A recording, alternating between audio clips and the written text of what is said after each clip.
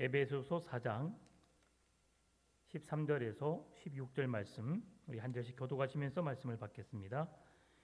우리가 다 하나님의 아들을 믿는 것과 아는 일에 하나가 되어 온전한 사람을 이루어 그리스도의 장성한 및 분량이 충만한 데까지 이르리니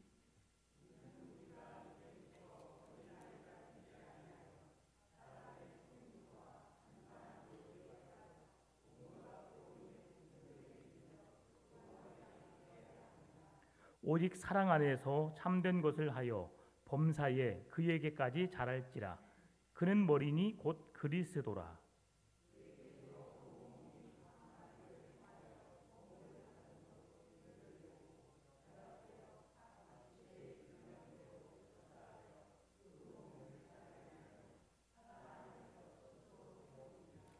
아멘. 네. 바울은 변화된 그리스도인의 삶 가운데 하나된 삶, 그리스도인들이 하나 될 것을 강조하고 있습니다.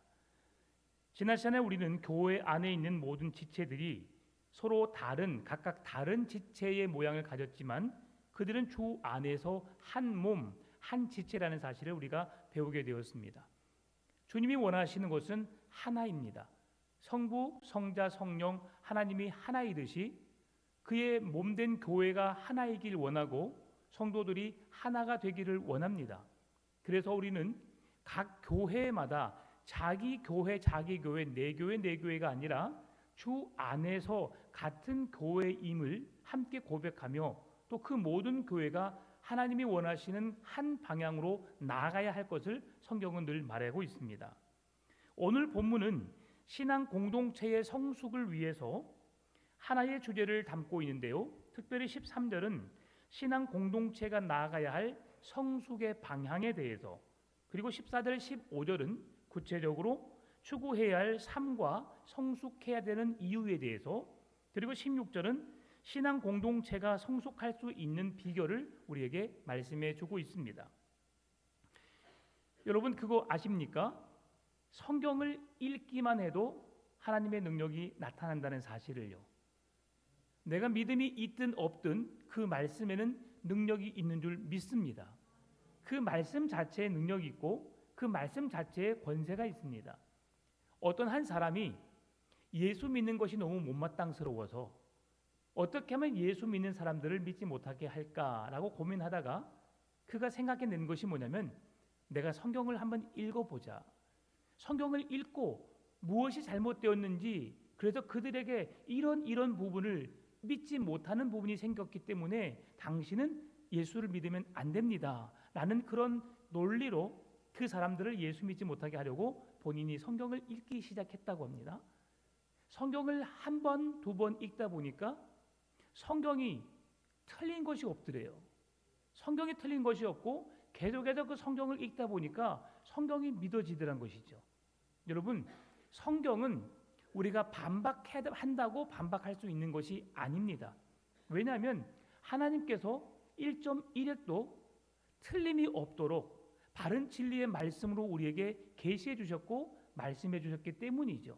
사람이 아무리 지혜롭고 아무리 뛰어난 능력을 가졌다 할지라도 하나님의 지혜와 그 능력을 따를 수는 없습니다. 그래도 이 사람은 성경의 매력에 푹 빠져서 성경을 깊이 묵상하다가 결국 목사가 되었다는 그런 간증을 제가 들은 적이 있습니다. 그래서 그가 예수를 만나게 되었고 또 성경을 증언하는 사람이 되었음을 우리에게 보여준 것이지요. 성경은 이처럼 하나님과 예수 그리스도를 통해서 우리에게 구원을 주시는 놀라운 능력의 메시지가 기록되어 있고요.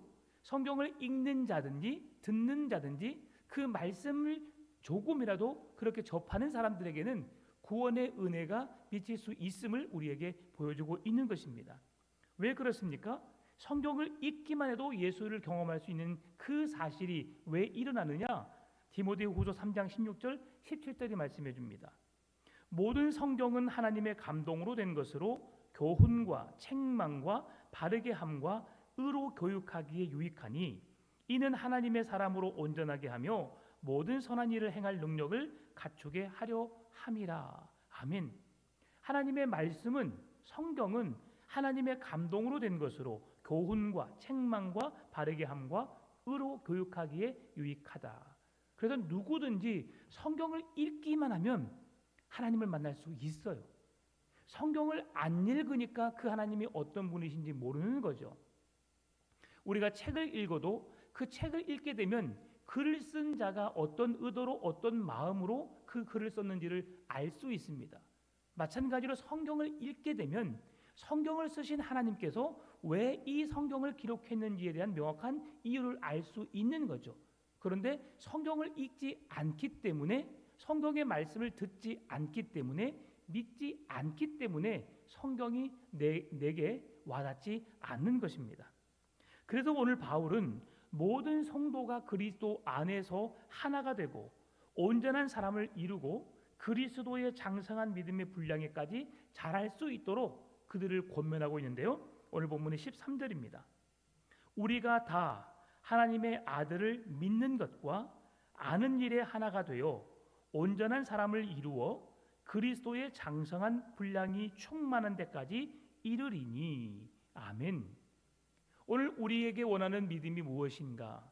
오늘 우리에게 하나님의 아들을 믿는 것과 아는 것과 하나가 되어, 아는 일에 하나가 되어 온전한 사람을 이루어 그리스도의 장성한 분량이 충만한 데까지 이르리니. 하나님의 아들을 믿는 것과 아는 것과 하나가 되라는 바울의 말, 이것은 그리스도인들에게 몇 가지 생각해 보아야 할 이유를 말씀해 주고 있습니다.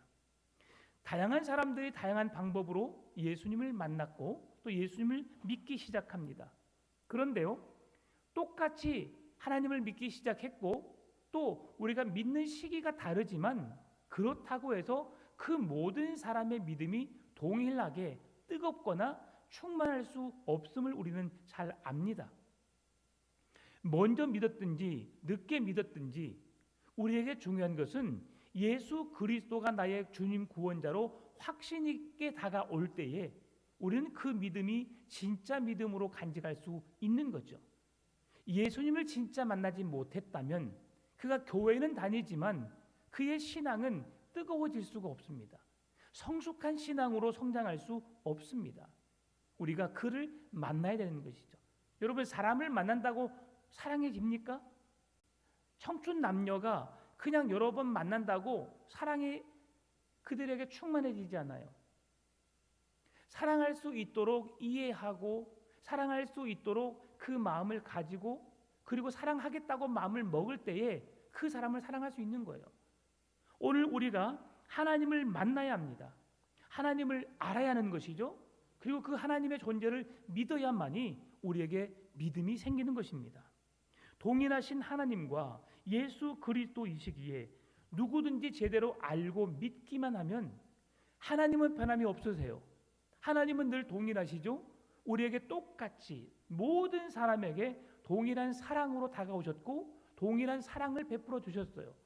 차별적으로 지식이 있는 사람, 힘 있는 사람, 권력 있는 사람에게 더 큰 사랑을 보여주시지 않았어요. 오히려 더 그 모든 사랑이 힘없고 연약하고 궁핍하고 그렇게 연약한 자들에게 하나님이 더 큰 사랑을 알도록 그들에게 다가가셨지요. 왜냐하면 그 사랑을 아는 자들이라고, 하나님을 알겠다고 율법에 능통한 자들이라고 해서 그들에게 다가가셨을 때에 예수님은 문전박대를 당하셨거든요. 수모를 당하셨고 그가 하나님의 아들임을 부인하는 일들을 경험하게 되었거든요. 그래서 예수님은 지극히 작은 자에게 한 것이 나에게 한 것이라 그들이 내게 오는 것을 용납하고 그들 또한 남녀노소 무론대소하고 누구든지 하나님을 만날 수 있는 길을 열어주어라. 그리고 그 모든 자들에게 그 복음을 전하여서 그들이 모두가 예수님을 만날 수 있도록 그렇게 힘쓰라고 주님이 강조하신 것이죠. 그렇다면 우리가 하나님을 믿는 것과 아는 일에 하나가 된다는 것은 무엇을 의미하는 걸까요? 하나님을 아는 지식, 하나님을 향한 믿음이 일치된다는 것입니다. 내가 알고 있던 하나님이 실제로 만나보니까 똑같은 거예요. 그래서 우리가 언행일치가 되어야 되는 거죠. 만나봤더니 처음에는 좋은 사람인 줄 알았더니 진짜 알고 보니까 야, 그 사람 못 쓰겠대. 아니 겉으로는 그 사람이 정말 안 된 것처럼 사람처럼 보이지 않았는데 만나보니까 참 대단한 사람이야, 좋은 사람이야. 여러 가지 부류들이 있겠죠. 그런데 이 사람은 말이야 계속 만나면 만날수록 참 진실되고 내가 더 만나고 싶어하고 더 관심이 가져지게 되고 정말 내 마음이 끌려라고 하는 사람이 늘 진실되게 거짓되지 않게 그렇게 성실하게 사는 사람에게 나타나는 모습들입니다.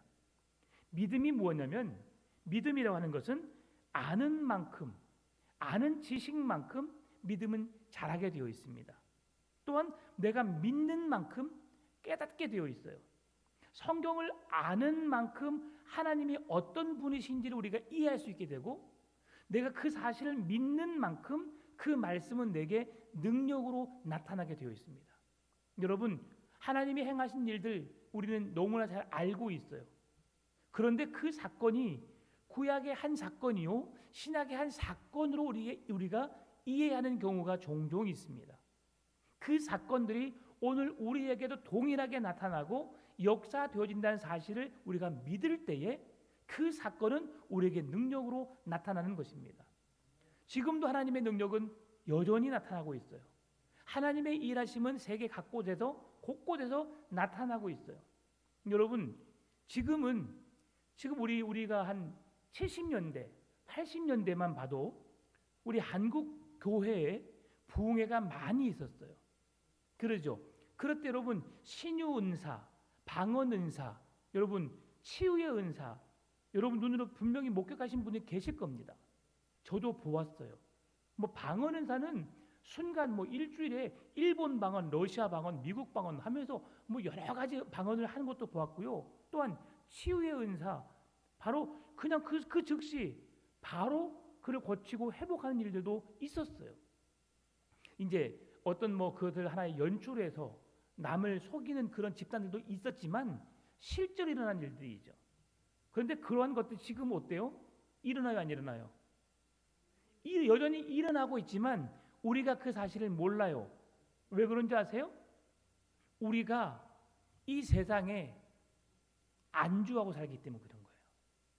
하나님의 은혜보다 세상의 것이 우리의 삶에 우리도 모르게 그냥 그게 우리의 만족으로 느껴졌기 때문에, 그래서 예전에 철야기도 하고 산기도 가고 하나님께 갈급했던 그런 신앙들이 오늘날에는 많이 일어나지 않고 있어요. 그러니까 기도하지 않는 곳에 하나님의 역사가 일어날 수 없는 거죠. 그런데 지금도 세계 선교지에서 이런 일들이 일어나는 거예요. 손을 잡으면 안전병이가 일어나고 고침받게 되고 뜨거운 열병이 사라지게 되고 그런 치유 역사가 일어나게 되는 거죠. 어떤 한 선교사 그 목사님이 선교지에 설교를 하러 간 적이 있었대요. 설교를 하러 가는데 목사님이 그 지역이 총기가 발사되는 그 지역이죠. 그래서 가족에게 기도해달라고, 그렇게 기도해달라고, 하나님이 분명히 역사하실 것이라고, 내가 가서 말씀을 전하다가 죽어서 돌아오지 못할 수도 있다, 하나님이 뜻이라면 나를 살려서 그렇게 말씀을 잘 전하고 그 지역의 복음이 전파되게 해달라.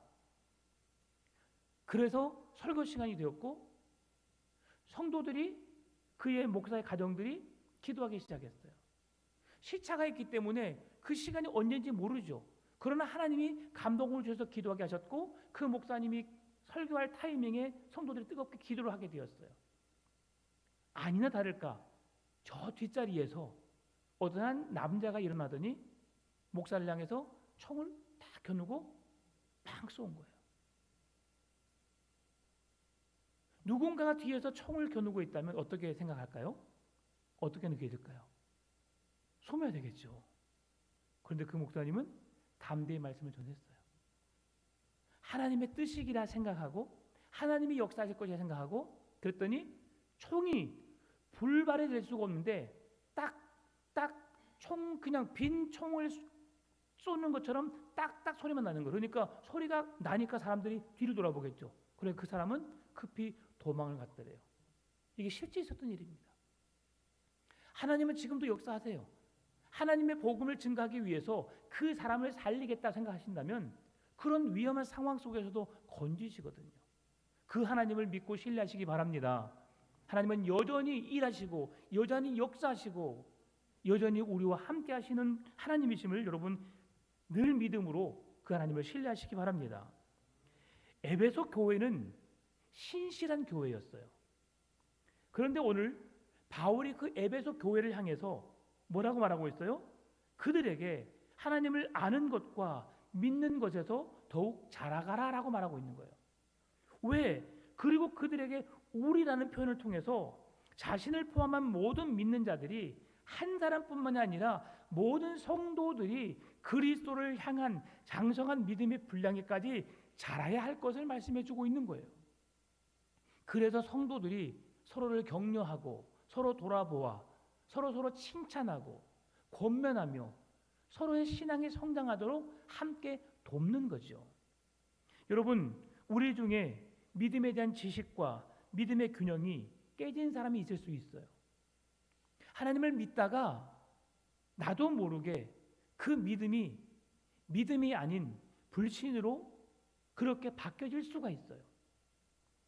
믿다가 어떤 한 이유로 인해서 낙심되어서 잠깐 하나님을 믿지만 교회를 출석하지 않는 사람들도 있어요. 머리로는 이해가 되는데 내 몸으로 주님께 나가지 못하는 사람도 있고요. 지식적으로는 예수님에 대해서 많이 알고 있지만 내가 진짜 믿어지지 않는 경우가 있고요.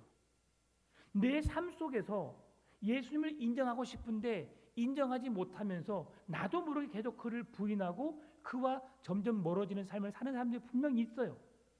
그런데 그들 마음속에서는 하나님의 존재를 알아요. 그러면 어떻게 해야 될까요?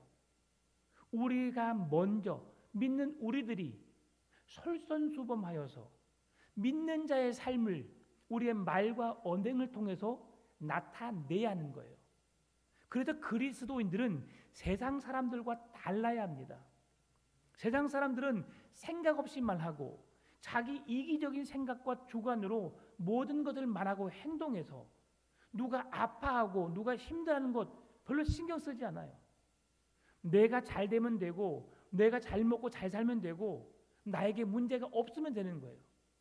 그런데 그리스도인은 그렇게 살아가면 안 되거든요. 예수님은 고아와 과부를 그들의 마음까지 헤아리며 그들을 돌보고 그들에게 관심과 사랑을 쏟으시면서 한 사람도 소외되거나 아파하거나 괴로워하지 않도록 그들을 보듬으셨어요. 품으셨어요. 그게 하나님 아버지의 사랑이었어요. 지극히 작은 자에게 한 것이 곧 나에게 한 것이라. 주님은 그 아무리 연약하고 아무리 부족한 사람이라 할지라도 그들에게 하나님의 사랑을 알기를 원하시는 거죠. 그래서 그리스도인들은 말을 함부로 해서는 안 돼요. 내 말을 통해서 누군가가 상처를 받지 않을까, 누가 괴로워하지 않을까 늘 고민하고 말을 해야 되는 거예요. 옳은 일이라고 생각해도 옳은 것을 말하고 있다 할지라도 혹여나 이 말로 인해서 누군가가 상처받지는 않을까 고민하고 또 고민해야 되는 거예요. 그래서 성경은 말하기는 더디하고 듣기는 즐겨 하라고 말씀하는 거죠. 왜요? 사람의 말에 늘 실수가 있기 때문에요. 바울은 그래서 온전해진다라고 하는 말을 우리에게 설명해 주고 있는데요. 그리스도의 장성한 분량이 충만한 때까지 이르는 것, 이것을 향해서 온전하다라고 말합니다. 여기에서 장성한 분량은 다 성장한 사람의 키를 말하고 있어요. 그래서 온전해진다고 하는 것은 예수님을 닮고 예수님처럼 행동하고 예수님처럼 살아가는 작은 예수가 된다는 말씀과 같은 의미입니다. 예수님이 이 땅에 하나님의 구원을 완성하기 위해서 이 땅에 오셨고 예수님이 수많은 사람들의 모진 고통과 그런 조롱과 멸시와 천대를 받으시면서도 참아내시고 인내하셨고 그 어려움들을 이겨내셨고 죄와 사망의 늪에 빠져서 허우적거리고 그곳에서 빠져나오지 못하는 어리석은 인간이 아니라 그 모든 세상의 것을 통치하고 다스리면서 그것을 완성해내신 예수님의 귀한 사역을 통해서 하나님 아버지의 구원의 역사를 이루어내셨던 것처럼 오늘 우리들도 세상에 속해 있지만 세상의 어둠 속에 죄악 속에 함께 허우적거리고 그곳에서 빠져나오지 못하는 어리석은 인생이 아니라 세상과 구별된, 세상 속에 살고 있지만 하나님의 아들, 하나님의 자녀의 모습이 우리의 말과 행실을 통해서 나타나는 것을 말하고 있는 거예요. 그래서 15절에서 예수 그리스도에게까지 자라라고 말씀하는 거죠. 같이 한번 읽어볼까요? 오직 사랑 안에서 참된 것을 하여 범사에 그에게까지 자랄지라. 그는 머리니 곧 그리스도라. 아멘. 우리가 그리스도의 장성한 분량에까지 이르기를 원하신다라고 할 때 온전한 사람, 장성한 분량, 범사에 그에게까지 자라라 라고 하는 말은 같은 말이에요. 그러니까 예수님처럼 되어라, 예수님처럼 살아라 라고 말씀하고 있는 거죠. 하나님은 구원받은 당신의 백성들이 예수 그리스도를 닮아 주님께서 주시는 구원의 은총 속에 살기를 원하십니다. 하나님이 우리를 얼마나 존귀한 자로 보시는지 그것을 알고 깨닫기를 원하고 그 사랑을 누리기를 원해요. 여러분, 구원의 기쁨과 감격 얼마나 큽니까? 요 근래에 한 5월, 6월, 7월에 지금 대한민국의 스포츠 선수들이 지금 세계를 뒤집어 놓고 있어요. 이제 전 세계 미국이나 영국 그런 유명한 선수들은 안 나왔지만 그 20세 이상 되는 그런 청소년들이 뛰는 그 육상 경기에서 400m 계주에서 세계 대회에서 우리 대한민국이 1등했어요. 1등. 이게 놀라운 일이죠. 3000m 그 허들 같은 경주가 있어요. 여자도 1등, 남자도 1등. 요즘에 한국 사람들이 장난 아니죠. 배드민턴 안세영이라는 여자 선수가 그랜드슬램을 달성하고 지금 계속된 우승을 계속 거머쥐고 있어요. 이러면서 그들이 대한민국으로서 하지 못할 일들을 행하고 있는데, 할 수 없는 일들을 지금 그들이 행하고 있는데요. 오늘 이 일들을 통해서 많은 사람들이 대한민국에 대한 새로운 시각이 열리게 되는데, 이걸 누가 해야 되겠어요? 믿는 우리가 예수님처럼 행하라 라고 했을 때 우리의 삶을 통해서 그냥 전 세계는 아니더라도 우리가 살고 있는 그 지역에서 저 사람은 정말 다른 사람이야, 저 사람은 내가 정말 믿을 수 있는 사람이야, 저 사람이 믿는 하나님은 진짜 하나님이야 라고 생각할 수 있을 만큼 여러분 그렇게 성실하게 살아야 하지 않을까요? 하나님이 우리를 위해서 얼마나 존귀한 자로 만드셨는지, 하나님의 기대가 얼마나 큰지 하나님은 우리의 삶을 통해 그 모습을 나타내기를 원하십니다.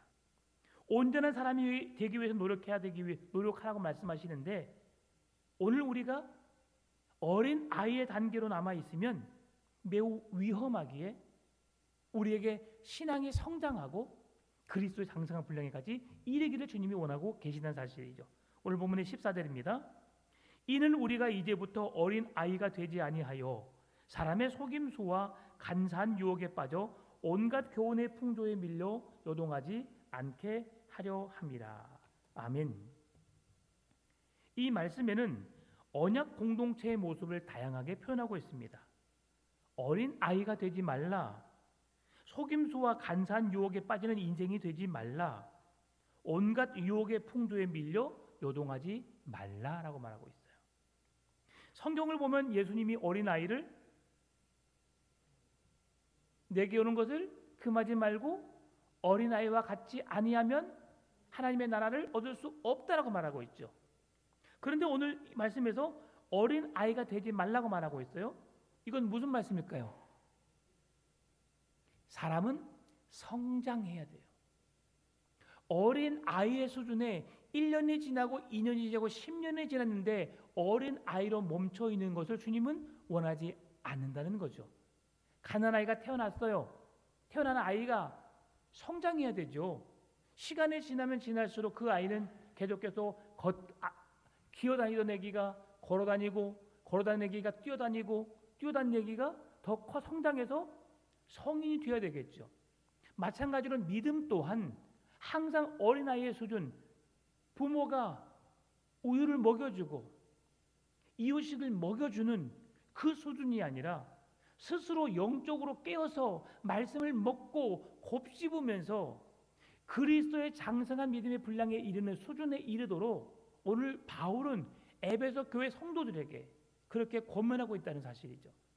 그들에게 신앙이 있는 사람들이에요. 교회 신앙이 있는 사람들인데 왜 그들에게 이렇게 그리스도의 장성한 믿음의 분량에까지 이르도록 그들에게 권면하고 있을까? 오늘 우리들도 그렇게 살기가 쉽지 않기 때문에 그래요. 어떤 일을 결정할 때에 이것을 믿음으로 하나님이 원하시는 방법으로 뜻을 구하고 이루어내는 사람이 있고요.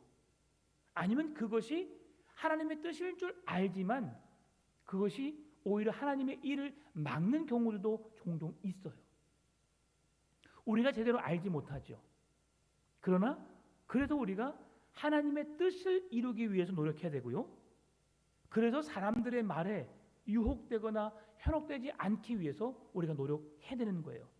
근본적으로 예수 그리스도 안에서 신앙의 뿌리를 내리지 못하는 자들, 이러한 자들을 어린 아이와 같다고 말해요. 모든 근본이 오늘 반석 위에 우리 아름다운 교회가 세워지기를 우리 권사님 기도했던 것처럼 교회 안에 우리 모든 자들이 신앙의 뿌리를 예수 그리스도 반석 위에 세워가야 해요. 그러면 비가 오고 바람이 불고 태풍이 분다 할지라도 반석 위에 지어진 집은 흔들리지 않아요. 요 근래에 우리 한국의 아픈 현실을 우리가 보게 되었죠. 갑작스럽게 비가 내려서 여러 지역에 인명피해가 있었고 재산 피해가 있었고 한 동네는 아예 쓸어버리는 산사태가 정말 무섭더라고요. 우리가 견고하게 콘크리트로 아니면 그 시멘트로 해가지고 벽돌을 쌓아서 집을 지면 망치로 두드려도 안 깨져요. 그런데 자연재해가 일어나서 그 흙더미가 돌더미가 떠내려오니까 그냥 흔적도 없이 사라져 버리잖아요. 자, 이것을 뭐 말하려고 한 건 아니지만 그렇게 견고하게 세웠다 할지라도 그렇게 쉽게 쓰러져 버리는 것이 우리가 보고 있는 현실 속에 있는 일들이에요. 그러나 그 어떤 것에도 흔들리지 않는 성경에서 말하고 있는 반석, 이것은 예수 그리스도예요. 예수 그리스도 안에 우리가 서 있기만 하면, 그 믿음으로 하나님을 제대로 알고 믿기만 하면 우리 세상이 어떻게 변화되어든 흔들리지 않는다는 거죠. 지금 이 순간 갑작스럽게 우리에게 환난이 임하고 갑작스럽게 우리의 죽음을 위협하는 두려운 일, 위험한 일이 생겨도 우리는 그것을 믿음과 바꾸지 않아요. 이게 믿음인 거예요. 왜요? 하나님이 주신 믿음은 이 세상에 있는 삶으로만 만족되어지는 삶이 아니라 영원의 세상까지도 우리가 바라보고 그 나라를 소망 삼는 믿음으로 서가야 하기 때문이죠. 그래서 바울은 다시 한번 15절 말씀 보게 되면 오직 사랑 안에서 참된 것을 하여 범사에 그에까지 자랄지라 그는 머리시니 곧 그리스도라. 머리 대신 그리스도께 그에게까지 자라라고 말하고 있는 것이죠. 자란다는 것은 힘써 노력함으로 내가 그만큼 가기 위해서 나의 노력이 필요하다는 거예요. 노력하지 않고 그 자리에 설 수 없습니다. 기도해보지 않는 사람은 평생 가도 기도할 수 없어요. 참 제가 시골교회 출신인데 그 목사님이 참 대단하셨던 것 같아요. 제가 중학교 2학년 때 예수를 믿었어요. 중학교 2학년 여름에 제가 교회를 갔는데 6개월이 지나고 난 다음에 중학교 3학년 때부터 교사를 했어요. 여러분 6개월 믿는 사람이 하나님을 제대로 알 수 있을까요? 그래서 제가 그랬어요. 목사님, 저 예수님 잘 몰라요. 저도 예수님이 모르는데 제가 어떻게 가르쳐요? 그러니까 그 목사님 하신 말씀이 공과책에 다 나와 있어. 공과책을 읽기만 해 그러더라고요. 그래서 그 아이들을 가르치기 위해서 그 공과책을 몇십 번 읽었어요. 이해가 되지 않는 거예요. 제가 그때도 기억했던 게 뭐냐면 여호수아, 아얄론의 해와 달이 멈추는 그 사건, 그 상황을 이야기하는데 저는 믿지도 않으면서 그냥 성경을 막 읽었어요. 막 애들에게. 그리고 막 가르쳤죠. 그런데요, 놀라운 게 뭐냐면 내가 믿겠다고 다짐하고 그 목사님 말씀에 순종하면서 그걸 가르치기 시작하니까 그 사건들이 내가 믿어지기 시작하는 거예요. 여리고성을 6바퀴 돌고 7째 날에 무너진 사건, 어떻게 그런 일이 일어날 수 있을까? 그때는 여리고성이 몇 미터인지도 몰랐어요. 이제 목사가 되어 보니까 신학적인 서적을 보고 하다 보니까 여리고성이 그렇게 높고 엄청나게 넓은 그런 여리고성이었고, 사람이 힘으로 할 수 없는 것을 그들이 믿음의 순종함으로 그 일이 일어났다는 사실을 늦게 알게 된 거죠. 그런데 그때 가르쳤던 말씀들이 거의 대부분 기억에 남아요. 그리고 한번 대표 기도를 시키는데요, 어떻게 기도할지를 몰라요. 예수님의 이름으로 기도해야 될지 하나님의 이름으로 기도해야 될지, 제가 한 번은 하나님의 이름으로 기도합니다, 아멘, 그러고 끝냈던 적도 있었어요. 그런데 그렇게 못해요 했을 때는 기도가 아예 안 되더니 그냥 못해도 순종함으로, 그때는요 인터넷도 발달되지 않았어요. 그리고 지금은 인터넷에 기도문 치면요 나와요. 모범 기도문 하면 나와요. 어떤 상황에 장례 기도 아니면 결혼식 기도, 어떤 무슨 기도라고 하면 치면 그 예시들이 나와요. 근데 그때 당시는 없잖아요. 책도 없어요. 그러니까 365일 기도책 그런 거 사가지고 그 기도문 보기도 하고 막 열심히 냈었죠. 그런데 언젠가 그 말씀에 순종하다 보니까 사람들이 그러더라고요. 너가 기도하면 기도가 은혜가 돼. 그런 말이 제가 듣게 되었어요. 그리고 사역자가 되어서도 당신의 기도는 뭔가 달라라고 그런 말을 듣게 되었어요. 근데 그게 뭐냐, 저를 자랑하려고 한 것이 아니라 기도를 사모하고 기도하려고 하고 하나님의 능력을 힘입어 살려다 보니까 하나님의 그 입술을 열어주시는 거죠. 여러분 두려워하지 마세요. 기도는 매우 쉬워요. 하나님께서 내게 주신 은혜에 감사하고 또 내가 하나님을 위해서 그렇게 하기를 원하는 믿음의 고백을 주 앞에 드리면 되는 거예요. 쉽지요. 안 되면 그냥 주님이 하십니다. 주님이 다 하실 것입니다. 예수님의 이름으로 기도합니다. 그래도 돼요. 모든 걸 아시는 주님, 그렇게 입을 열어 기도하기 시작하면 하나님은 그 노력을 통해서, 그 수고를 통해서 다음에는 한 문장이 두 문장이 되게 하고 두 문장이 정말 아름다운 기도가 되게 하는 거예요. 기도를 할 때마다 여러분 두렵지요. 떨리지요. 주보에 내 이름이 딱 들어서면 그때부터 긴장하기 시작하잖아요. 어떻게 기도할까? 글씨를 써요. 쓰고 읽어보면 이게 아닌데 막 또 고치고 또 고쳐요. 근데 어떨 때 보면 고치기 전에 기도 같으면 멋졌었어요. 예, 그럴 때가 있어요. 분명히 있어요. 그러고 근데 그게 다 연습이고, 그 기도 고백 속에 내가 쓰고 또 지우고 또 지고 또 지고 또 지고 할 때 하나님을 그 상황에서 묵상하게 되는 거예요. 뭔가를 해내려고 내가 기도하려고 일하면 은혜가 없어요. 근데 기도를 준비하면서 이 교회 상황이 어떠한지 주님께 묻고 또 그 기도를 내가 하나님 교회 성도를 대표해서 내가 기도한다고 생각할 때에 그 기도의 능력이 나타나는 거예요. 비록 내가 아무것도 아닌 내가 예수님의 이름을 힘입어 기도하지만 그 기도에 능력이 있는 거죠. 그래서 오늘 바울은 그 얘기까지 잘한다라고 하는 것입니다. 잘하는 것은 노력을 통해서 잘할 수 있다는 것을 보여주는 거죠. 16절 말씀, 그에게서 온 몸이 각 마디를 통하여 도움을 받음으로 연결되고 결합되어 각 지체의 분량대로 역사하여 그 몸을 자라게 하며 사랑 안에서 스스로 세우느니라. 머리부터 온몸으로 연결된 것은 신경이에요. 머리끝부터 발바닥 끝까지 우리에겐 모든 신경이 연결되어 있어요. 뿐만 아닙니다. 신경은 줄처럼 온몸의 구석구석까지 연결되어 있고요. 또 핏줄은 심장으로부터 시작이 연결되어서 온몸으로 연결되어 있어요. 그래서 심장에서 피를 전달해서 모든 머리끝부터 발끝까지 다 되어 있어요. 뿐만입니까? 신경, 핏줄, 그리고 힘줄까지도. 우리가 지금 이렇게 움직이는 게 뭘로 움직여요? 근육, 힘줄로 움직여요. 힘줄이 제가 이쪽 하나 끊어졌어요. 그런데 처음에는 엄청 힘들더라고요. 막 힘도 안 써지고. 그런데 다른 힘줄이 살아있으니까 그 힘줄에 의해서 지금은 좀 단련이 됐어요.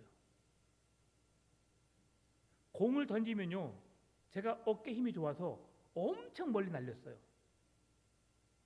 근데 2024년 겨울에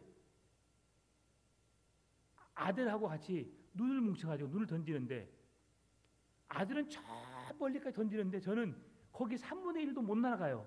그러더니 우리 아들이 웃더라고요. 못 던진다고. 요것이 못됐죠, 그렇죠? 예, 아버지가 왜 못 던질까를 생각해 봐야죠. 아빠 지금 어깨가 안 좋구나, 그래서 못 던지는구나 생각해야지.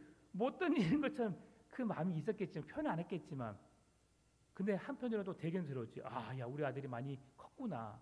저렇게 멀리 던지는구나. 거기 20대 건장한 청년들이 많이 있었는데 우리 아들 한 명이가 제일 멀리 던지더라고요. 야, 그만큼 누구에게 타고났겠어요? 네, 그렇겠죠. 근데 그런 어깨가 사라지니까 사실은 좀 불편하더라고요. 근데 그 모든 힘줄이 있기 때문에 우리가 움직이는 거예요. 견뎌내는 거예요. 성경은 이걸 무엇을 말하느냐? 여러분, 우리의 신체를 보면 알잖아요. 머리끝부터 발바닥 끝까지 우리의 모든 신체는 근육과 신경과 세포들이 움직일 때에 우리가 건강하게 지내는 거예요. 피가 골고루 안 가니까 괴사가 일어나더라고요. 아무런 문제가 없는데 피가 가다가 멈춰버렸어요. 그래서 절단을 해야 돼, 절단을. 이 피가 가다가 머리에서 멈추면 뇌졸중이고요. 또 몸 어딘가에 멈추면 그 부분에 마비가 오는 거고요. 어느 부분인가 그 피가 통하지 않으면 그 부분은 죽어요. 신경도 어느 부분에 끊어지게 되면 그 부분에 움직이지 않아요. 모든 부분, 머리부터 발끝까지, 손가락 끝까지 모든 신경과 근육과 세포들이 살아 움직여야 돼요. 그래서 머리신 그리스도의 명령을 따라 모든 교회가 성도들이 그렇게 살아야 하고 움직여야 하고 그 예수님을 본받아서 그렇게 살아야 함을 오늘 성경은 말씀해주고 있다는 사실이죠. 그래서 심장으로부터 피를 공급받아야 온 몸에 퍼져서 우리가 건강을 유지할 수 있고, 머리끝부터 발바닥까지 모든 신경과 근육과 세포가 살아 있어야 우리가 몸의 기능을 다할 수 있는 거예요.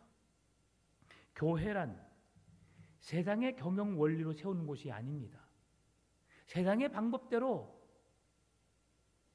어떤 이윤을 남기고 뭔가 일을 해내는 것, 그 일을 하지 않는다 할지라도 한 영혼이 예수님을 만나고 예수님의 은혜 속에 거한다면, 그 안에 하나님의 사랑이 충만하고 진리 안에 거한다면, 뭔가 눈에 보여지는 일을 하지 않는다 할지라도 그 교회는 귀한 교회요, 살아있는 교회요, 건강한 교회예요. 많은 일을 하지만 그 안에 하나님의 사랑이 없으면 그 교회는 죽어있는 교회예요.